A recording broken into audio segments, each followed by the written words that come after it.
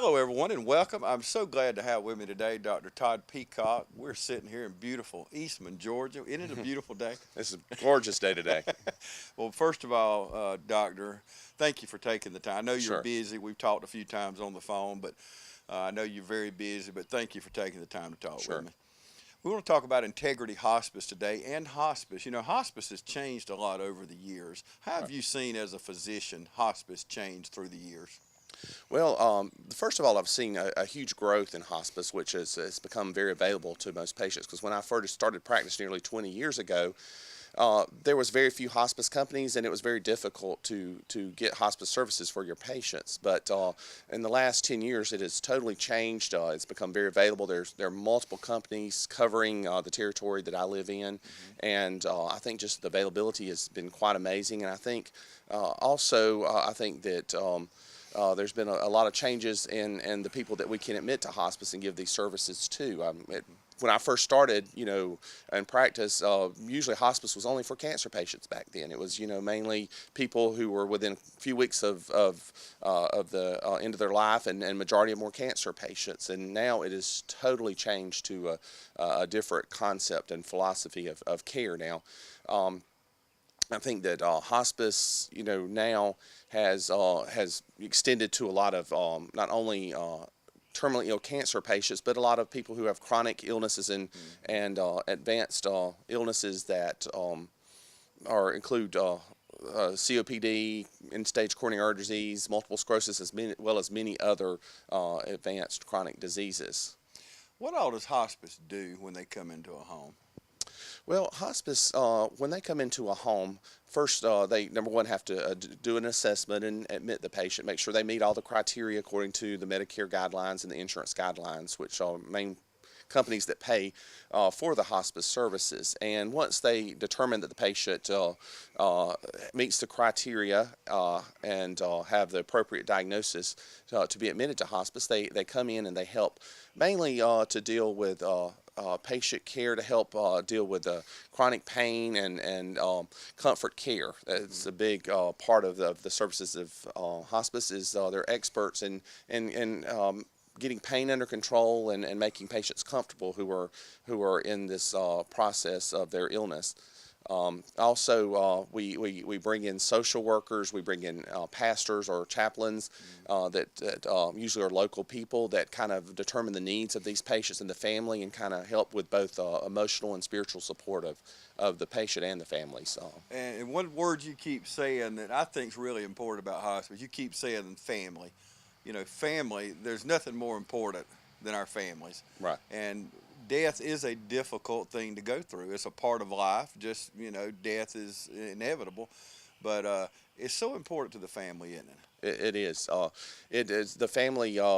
Needs the services just as much as the patient in many cases, and sometimes even more, because they're just not prepared to lose their loved one. These families, no matter how old our loved one is, whether our mother's 90 years old or even if she's 100 years old, we're never completely ready to give her up.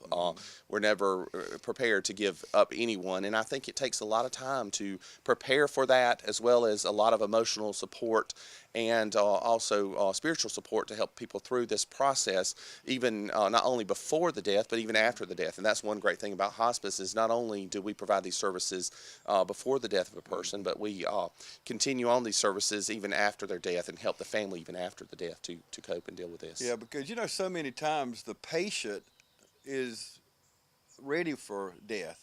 They don't have the problem. They're ready to go. Right. But the family, you just hit on it. We don't want to let mama go, Right. or daddy, or grandma, or Right. whoever. I mean, and that's even more important, isn't it?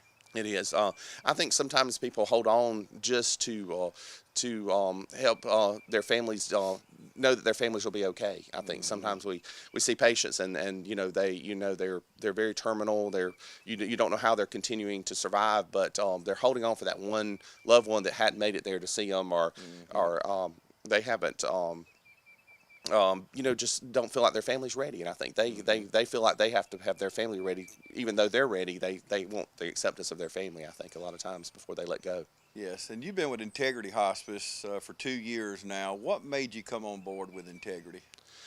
Well, I had worked with several other hospice. Well, I've worked with multiple hospice companies indirectly through my practice, and also I've worked in multiple nursing homes as medical director. And I saw the need for a company like Integrity to both help me with my practice of medicine, but also in my nursing homes. And I like the fact that Integrity was a local company with local people. I'd worked with a company that, but prior to working with Integrity, that was not local, and I feel like that we just get so much better care and attention when we are getting services from the people of our community and the people that we have confidence in. One thing I've noticed about integrity, I want you to comment on this, but I noticed Robert Reed, one of the owners, director, the patient to nurse and numbers. You know, they only have so many patients for each nurse. They don't just carry such a heavy load. You know, they that personal care. What do you think about that?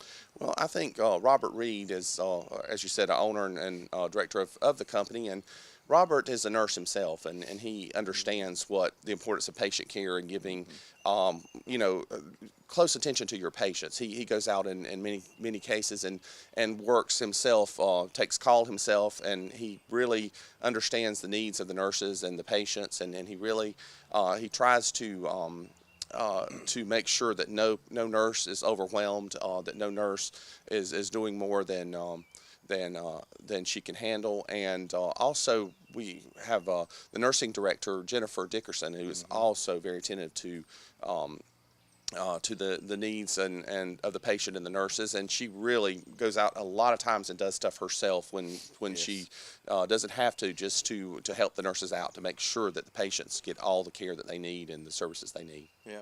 Well, Dr. Peacock, thank you so much for joining us today. Sure. Okay. Thank Glad you. to. Thank And you. thank you for joining us today.